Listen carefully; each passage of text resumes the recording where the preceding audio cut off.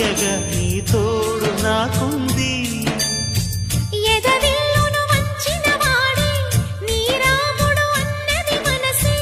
గుడి తలుపులు తీయక ముందే వరమిచ్చెను దేవత ఎదురై. నీదే ఆచిని నిజమేనా జాబిలి